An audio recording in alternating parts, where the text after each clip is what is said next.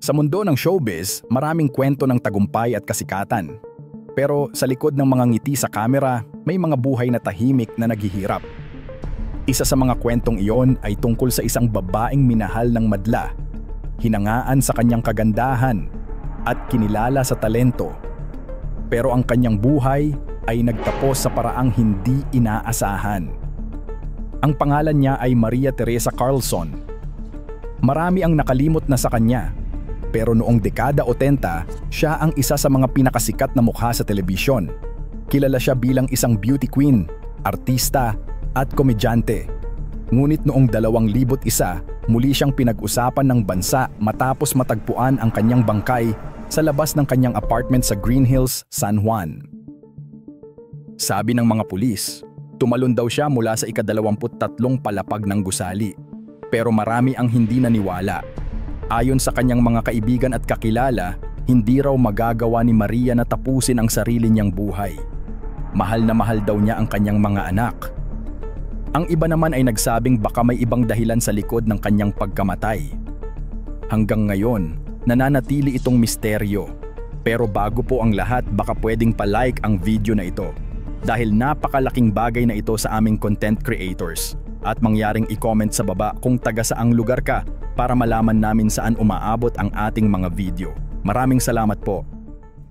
Bago nangyari ang lahat ng iyon, si Maria ay isang babaeng may pangarap.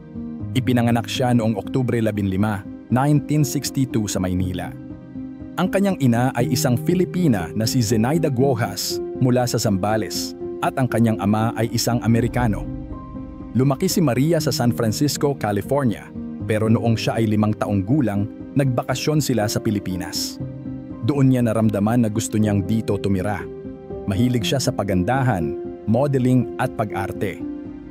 Kaya noong 1979, sumali siya sa Miss Young Philippines at doon niya nakuha ang korona.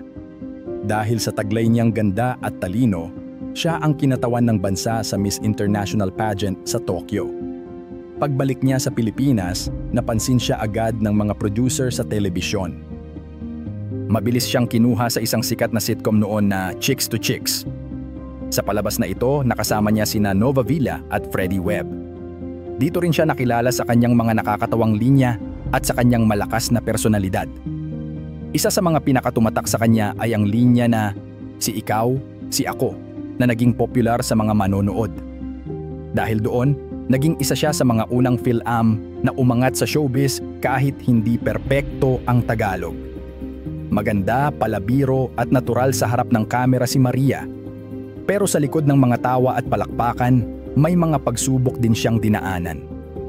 Sa gitna ng kanyang kasikatan, nakilala niya si Rodolfo Rudy Fariñas, isang batang politiko mula sa Ilocos Norte. Ipinakilala siya ni Freddie Webb na kanyang co-star habang naglalaro sila ng basketball sa lawag. Si Rudy ay matalino at mayaman. Nag-aral siya sa Ateneo at nakapasa sa bar exam bilang top 8 noong 1978. Noong 1980, siya ang pinakabatang mayor ng lawag. Sa mga pahayagan noon, inilarawan siya bilang gwapo, mayabang at babaero.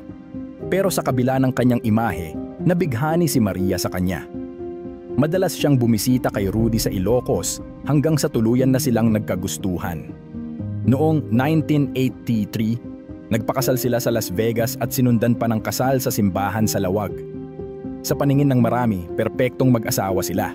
Ang beauty queen at ang batang mayor parang love story na pangpelikula. Ngunit habang lumilipas ang mga taon, unti-unting nagbago ang lahat.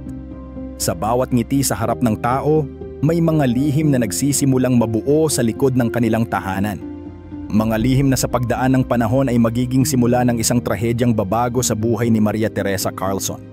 Habang lumalalim ang kwento ng buhay ni Maria Teresa Carlson, mas nakikita ng mga tao ang bigat ng kanyang pinagdadaanan. Sa harap ng kamera, isa siyang mabait at masayahing asawa ng mayor. Pero sa likod ng mga ngiti, may mga sugat siyang hindi nakikita ng iba. Dahil sa hirap ng pangangampanya noon ni Rudy Fariñas, madalas nakasama niya si Maria sa mga lakad. Ayon sa isang reporter na si Sheila Coronel ng Manila Chronicle, minsan niyang nasaksihan kung gaano ka mainipin si Fariñas sa asawa. Sa gitna ng biyahe, Narinig daw niya itong sinabihan si Maria ng, "Faster, Whitey, or else I will dump you." Sa harap ng mga Ilocano, maganda at maayos ang imahe ni Maria. Pero sa likod noon, ramdam na ramdam niya ang hirap. May karamdaman si Maria na tinatawag na scoliosis, kung saan ang kanyang gulugod ay nakayuko patagilid at tumatama sa kanyang puso. Dahil dito, madalas siyang hingalin, mabilis mapagod, at nakakaranas ng matinding palpitations. Ngunit kahit may ganitong kondisyon, tuloy pa rin siya sa pagsuporta sa asawa sa mga pampublikong gawain. Sa paglipas ng mga taon, unti-unting lumabas sa publiko ang masakit na katotohanan.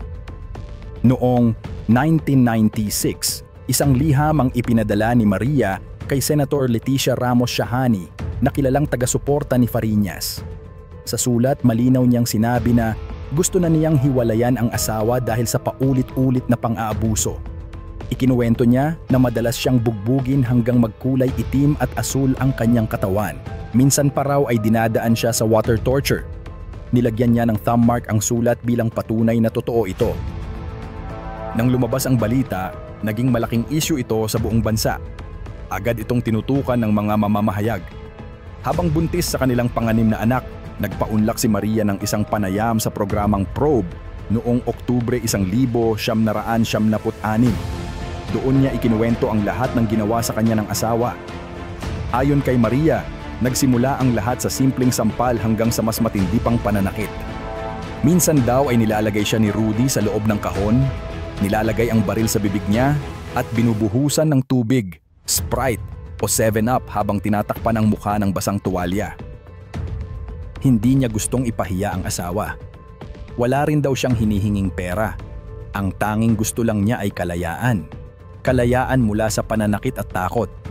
Pero matapos ang panayam, ikinagulat ng lahat nang bigla silang nagkabati. Ayon sa isang artikulo ng Cosmopolitan Magazine, kaya siya bumalik kay Fariñas ay dahil wala na siyang pera, proteksyon o tulong mula sa gobyerno. Kailangan din niyang manganak sa ospital kung saan ipinanganak ang 5 niyang anak kaya't wala siyang pagpipilian kundi bumalik sa poder ng asawa. Noong Oktubre 1996, isinilang ni Maria ang kanilang pang-anim na anak, sakto sa kanyang ika-34 na kaarawan. Pagkatapos ng panganganak, lumabas sila sa programang Magandang Gabi Bayan ni Noli de Castro. Dito, binawi ni Maria ang lahat ng sinabi niya laban sa asawa. Sabi niya, baka raw dahil buntis siya at emosyonal lang. Idinagdag pa niya na baka naging masyado siyang nakatuon sa pagiging ina at nakalimutan ang pagiging asawa. Samantala, depensa naman ni Rudy, labis daw ang panghihimasok ng media sa kanilang buhay mag-asawa. Sabi niya, saan ka naman nakakita ng tampuhan lang, ipa-flash pa sa TV. Ngunit ayon sa mga taong malapit kay Maria, hindi basta tampuhan lang ang nangyayari. Ayon kay Evelyn Orsua, isang abogado at human rights advocate, siya mismo ang tumulong kay Maria noong 1996 para makaalis sa kamay ni Fariñas. Pero dahil sa matinding takot, nahirapan silang ilayo si Maria. Sinabi ni Ursua na habang nanganganak si Maria, pinapalibutan ng pulis ang ospital at doon muling nagkita ang mag-asawa. Ayon pa kay Marites Vitog sa kanyang ulat, gusto ni Maria na magkaanak taon-taon dahil iyon lang ang paraan para makaramdam siya ng proteksyon mula sa asawa. Ang dating beauty queen ay unti-unting nawalan ng sigla, ngiti at tapang. Maging ang dating Vice Governor Rolando Abadilla at Juan Ponce Enrile ay nakakita mismo ng pananakit ni Rudy kay Maria. Ayon kay Enrile, minsan niyang nakita kung paano sinakal ni Fariñas ang asawa sa harap ng iba. Ang dating kwento ng pag-ibig ay tuluyan ng naging kwento ng takot at pang-aabuso. At habang lumalalim ang mga problema sa kanilang pagsasama, unti-unti na ring nawawala si Maria sa liwanag ng entablado. Matapos ang biglaang pagkamatay ni Maria Teresa Carlson, tuluyang nabago ang takbo ng buhay ng marami. Pero higit sa lahat, naiwan sa isip ng mga tao ang tanong na, talaga bang nagpatiwakal si Maria o may mas malalim pang dahilan sa likod ng lahat? Lumabas sa mga ulat na dati pa raw ay gumagamit ng ipinagbabawal na gamot si Rudy Fariñas. May mga nagsabi na bago sila magtalik, di umano ay dinodroga niya si Maria. Ang mas masakit pa, Ayon sa ilang ulat, ginagamit pa raw niya ang katawan ng asawa bilang parang ashtray habang siya ay nasa ilalim ng impluensya ng droga. Ngunit ang pinakakakilakilabot sa lahat ay ang mga kwento na kapag siya ay nakadroga, hinahayaan pa raw nitong molestiyahin ng mga bodyguard si Maria. Kahit pa may ganitong mga usap-usapan, nanatiling makapangyarihan si Fariñas. Mula sa pagiging mayor ng Laoag, naging gobernador siya at kalaunan ay congressman. Sa kabila ng mga issue, patuloy siyang inaasahan ng mga Ilocano. Pero hindi nagtagal, nagsimula ring bumigat ang kanyang buhay. Noong 1998, namatay ang ama ni Rudy.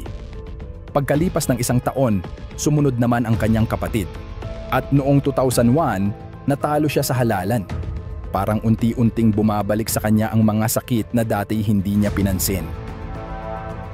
Noong gabi ng Nobyembre 20, 2001, pumunta si Maria sa Malacanang kasama ang kanyang kasambahay na si Rochelle. Desperado siyang humingi ng tulong. Ayon sa mga ulat, sinubukan nilang pumasok sa PSG headquarters, ngunit pinigilan sila ng mga guwardiya dahil wala silang pahintulot. Sa labis na pag-aalala, pumunta sila sa parking lot ng Malacanang at nakiusap si Maria na makausap ang kahit sinong opisyal. Ngunit hindi siya pinayagan dahil sa mga patakaran ng palasyo. Pagbalik nila sa Green Hills, ramdam ni Rochelle ang labis na kaba ng kanyang amo. Isinara ni Maria ang lahat ng pinto at bintana ng apartment at sinabi niya sa kasambahay na may mga taong gustong pumatay sa kanila. Mabilis siyang umalis ng kwarto at tumakbo sa labas. Nagmamadaling bumaba si Rochelle para humingi ng tulong sa security guard ng gusali. Pagbalik nila sa unit, wala na si Maria. Hinahanap nila ito sa buong gusali hanggang sa makarating sila sa rooftop, ngunit hindi nila siya nakita. Ilang minuto pa, nakatanggap sila ng tawag na may narinig na malakas na lagabog sa third floor. Nang puntahan nila ito, doon nila nakita ang katawan ni Maria na duguan at basag ang bungo. Nahulog siya mula sa ika-23 palapag ng kanyang unit sa Platinum 2000 building sa Green Hills, San Juan. Ironya ng tadhana dahil katabi lang ng gusaling iyon ang lugar kung saan nakita rin ang katawan ni Nida Blanca 2 linggo bago mamatay si Maria. Parehong aktres, parehong misteryo. Agad idineklara ng mga pulis na walang foul play. Ayon sa ulat ng mediko legal, kusa raw tumalon si Maria. Pero marami ang hindi kumbinsido. Walang nakakita sa kanyang tumalon. Walang CCTV na nagpatunay. Parang biglang naglaho ang lahat ng ebidensya. Kinabukasan, inilipad ang kanyang labi sa Ilocos Norte, kung saan sinalubong ni Fariñas ang kabaong ng dating asawa. Sa parehong taon, natalo rin siya sa halalan. Marami ang nagsabing simula noon, tila nawala ang dating tapang at yabang ni Rudy. Ayon sa mga nakakakilala sa kanya, naging tahimik na ito at mas nakatuon sa mga anak. Sa mga panayam, sinabi niyang hindi siya nagpa-counseling, ngunit araw-araw daw siyang nagdadasal ng rosaryo at nagsisimba tuwing linggo. Pagkatapos ng kamatayan ni Maria, nagsimula ang isang kilusan. Nabuo ang Task Force Maria na binubuo ng mga kababaihang naghangad ng hustisya para sa mga babaeng biktima ng pang-aabuso. Isinulong nila ang batas para maproteksyonan ang mga kababaihan at kabataan laban sa karahasan.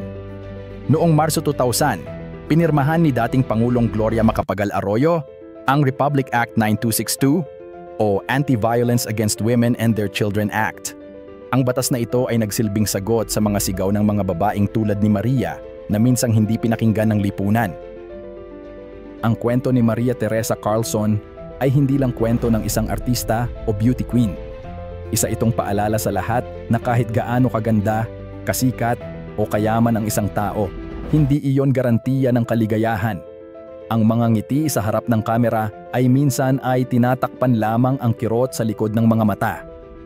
Ang kanyang buhay ay naging sakripisyo para maipaglaban ang karapatan ng mga kababaihan. Kaya kung may kilala kang nakararanas ng pananakit, huwag mo nang hintayin pang mahuli ang lahat. Tumawag, magsalita at humingi ng tulong. Dahil kung may natutunan tayo kay Maria Teresa Carlson, iyon ay ang katotohanang ang bawat babae ay karapat-dapat sa respeto, kalayaan at pagmamahal.